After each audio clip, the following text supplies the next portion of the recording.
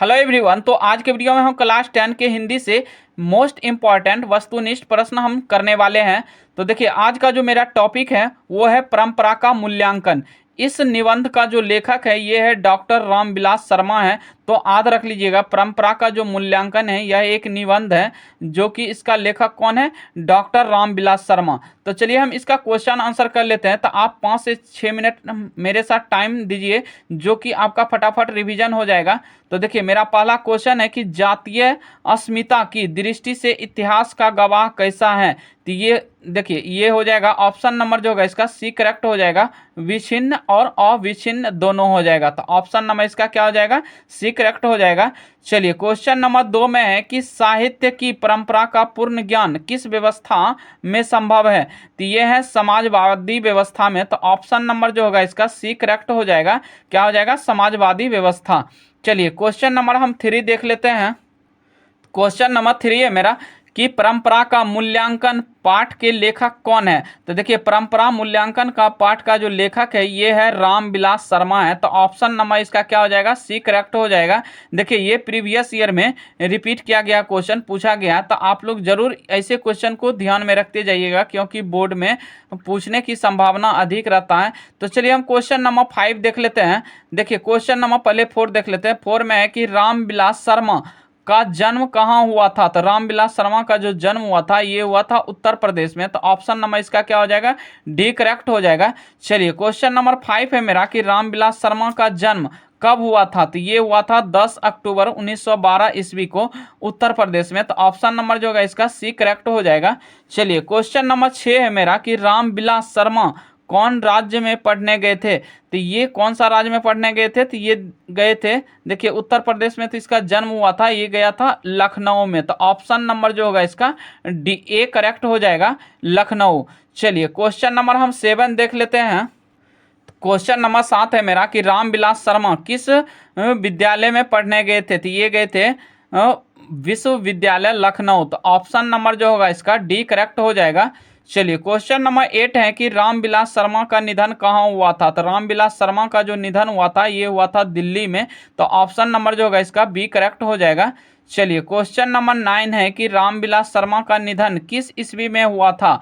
तो रामविलास शर्मा का जो निधन हुआ था ये हुआ था 30 मई 2000 ईस्वी को। तो ऑप्शन नंबर जो होगा इसका ए करेक्ट हो जाएगा। और जन्म कब हुआ था, तो जन्म हुआ था 10 अक्टूबर 1912 के। तो ये भी ध्यान में रख लीजिएगा। चलिए क्वेश्चन नंबर हम 10 देख लेते हैं। 10 में है कि रामविलास शर्मा ने लखनऊ विश्वविद्यालय के किस विभाग में अध्यापन कार्य किया था। तो ये किया था अंग्रेजी में। तो ऑप्शन नंबर जो होगा इसका डी करेक्ट हो जाएगा। चलिए क्वेश्चन नंबर हम 11 देख लेते हैं। क्वेश्चन नंबर 11 है मेरा कि रामविलास शर्मा किस संस्थान के निर्देशक बने। तो ये बने थे निर्देशक किस संस्थान का, तो ये बना था KM हिंदी संस्थान के। तो ऑप्शन नंबर जो होगा इसका ए करेक्ट हो जाएगा। चलिए क्वेश्चन नंबर 12 है मेरा कि परंपरा का मूल्यांकन किस विधा की रचना है। तो परंपरा की मूल्यांकन जो है ये शुरू में ही हम बताएं कि कौन सा है, ये निबंध है। तो ऑप्शन नंबर जो होगा इसका बी करेक्ट हो जाएगा। चलिए क्वेश्चन नंबर 13 है कि किन लोगों के लिए साहित्य की परंपरा का ज्ञान सबसे आवश्यक है। तो ये है जो साहित्य के युग में परिवर्तन करना चाहते हैं। तो ऑप्शन नंबर जो होगा इसका सी करेक्ट हो जाएगा। चलिए क्वेश्चन नंबर हम 14 देख लेते हैं। क्वेश्चन नंबर 14 है मेरा कि कौन कौन सा ऐसा गुलाम देश था जिसकी सभ्यता ने सारे यूरोप को प्रभावित किया। तो ये था एथेंस हो जाएगा, क्या हो जाएगा, एथेंस हो जाएगा। तो ऑप्शन नंबर जो होगा इसका डी करेक्ट हो जाएगा। चलिए क्वेश्चन नंबर 15 है कि साहित्य के निर्माण में किनकी भूमिका निर्णायक है। तो ये था देखिए ऑप्शन नंबर है ए में प्रतिभाशाली मनुष्यों की। तो ऑप्शन नंबर इसका ए ही करेक्ट हो जाएगा, प्रतिभाशाली मनुष्यों की। तो ऑप्शन नंबर इसका ए हो गया। चलिए क्वेश्चन नंबर 16 है मेरा कि किस वर्ष की क्रांति के बाद रूसी और गैर रूसी जातियों के आपसी संबंध में बहुत बड़ा परिवर्तन हुआ। तो ये हुआ था 1917 की क्रांति में। तो ऑप्शन नंबर जो होगा इसका सी करेक्ट हो जाएगा। चलिए क्वेश्चन नंबर हम 17 देख लेते हैं।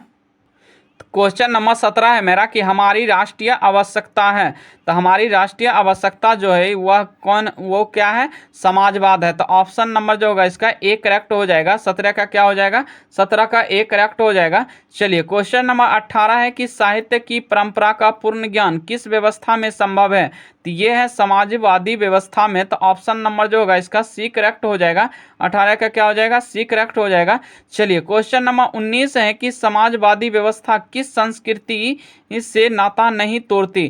तो ये प्राचीन संस्कृति से जो है ना नाता नहीं तोड़ती हैं। तो ऑप्शन नंबर जो होगा इसका सी करेक्ट हो जाएगा। चलिए क्वेश्चन नंबर हम 20 देख लेते हैं। क्वेश्चन नंबर 20 है मेरा कि प्रगतिशील आलोचना का विकास होता है। तो देखिए प्रगतिशील यहाँ से आलोचना का जो विकास होता है ये होता है साहित्य की परंपरा के ज्ञान से। तो ऑप्शन नंबर जो होगा इसका बी करेक्ट हो जाएगा।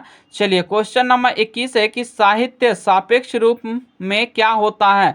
तो साहित्य सापेक्ष रूप से जो होता है ये होता है स्वाधीन होता है। तो ऑप्शन नंबर इसका डी करेक्ट हो गया। चलिए क्वेश्चन नंबर 22 है कि एथेंस किस महादेश में है। तो ये कौन सा महादेश में है, तो यूरोप में महादेश हो गया। तो ऑप्शन नंबर जो होगा इसका ए करेक्ट हो जाएगा। चलिए क्वेश्चन नंबर 23 है कि वायरन किस भाषा के कवि है। तो वायरन जो है ये अंग्रेजी भाषा के कवि हैं। तो ऑप्शन नंबर जो होगा इसका सी करेक्ट हो जाएगा। चलिए क्वेश्चन नंबर हम 24 देख लेते हैं। क्वेश्चन नंबर 24 है मेरा कि निराला की साहित्य साधना किनकी कृति है। तो देखिए निराला की साहित्य साधना जो है ये है रामविलास शर्मा की। तो ऑप्शन नंबर जो होगा इसका सी करेक्ट हो जाएगा। चलिए क्वेश्चन नंबर 25 में है कि निराला की साहित्य साधना कितने खंडों में रचित है। तो ये है 3 खंडों में रचित है। तो ऑप्शन नंबर जो होगा इसका बी याद रख लीजिएगा। चलिए क्वेश्चन नंबर 26 है मेरा कि प्रेमचंद्र और उनका युग किनकी रचना है। तो ये है डॉक्टर रामविलास शर्मा की। तो ऑप्शन नंबर जो होगा इसका डी करेक्ट हो जाएगा। चलिए क्वेश्चन नंबर 27 है कि 27 में है कि लैटिन कवि कौन है। तो देखिए लैटिन कवि जो है ये है वर्जिल है। क्या है, वर्जिल। तो ऑप्शन नंबर जो होगा इसका ए करेक्ट हो जाएगा। चलिए क्वेश्चन नंबर हम 28 देख लेते हैं। क्वेश्चन नंबर 28 है मेरा कि तार सप्तक में कितने कवियों की कविताएं संग्रहित हैं। तो देखिए तार सप्तक में जो है ये 7 कविताएं मतलब एक साथ संग्रहित किया गया है। तो ऑप्शन नंबर जो होगा इसका डी करेक्ट हो जाएगा। चलिए क्वेश्चन नंबर हम 29 देख लेते हैं। क्वेश्चन नंबर 29 है मेरा कि अज्ञा ने तार सप्तक कब संपादित किया। तो ये किया था 1943 ईस्वी में। तो ऑप्शन नंबर जो होगा 29 का बी करेक्ट हो जाएगा।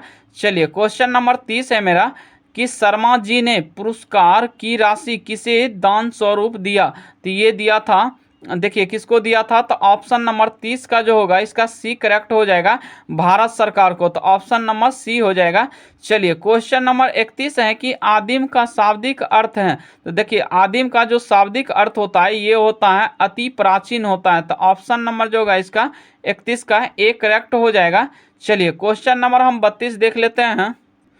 क्वेश्चन नंबर 32 है मेरा कि हरिश्चंद्र किसकी रचना है। तो देखिए हरिश्चंद्र जो है ये है डॉक्टर रामविलास शर्मा की रचना है। तो ऑप्शन नंबर जो होगा इसका डी करेक्ट हो जाएगा। चलिए हम इस टॉपिक का लास्ट क्वेश्चन देख लेते हैं। देखिए लास्ट क्वेश्चन है कि रामविलास शर्मा की मृत्यु कब और कहाँ हुई। तो देखिए रामविलास शर्मा की जो मृत्यु हुई थी ये हुई थी 2000 ईस्वी दिल्ली में हुई थी इसकी निधन। तो ऑप्शन नंबर जो होगा इसका बी करेक्ट हो जाएगा। तो आई होप कि आपको ये वीडियो अच्छी लगी होगी। यदि वीडियो अच्छी लगे तो वीडियो को लाइक एवं चैनल को सब्सक्राइब कर दीजिए। धन्यवाद, मिलते हैं नेक्स्ट वीडियो में।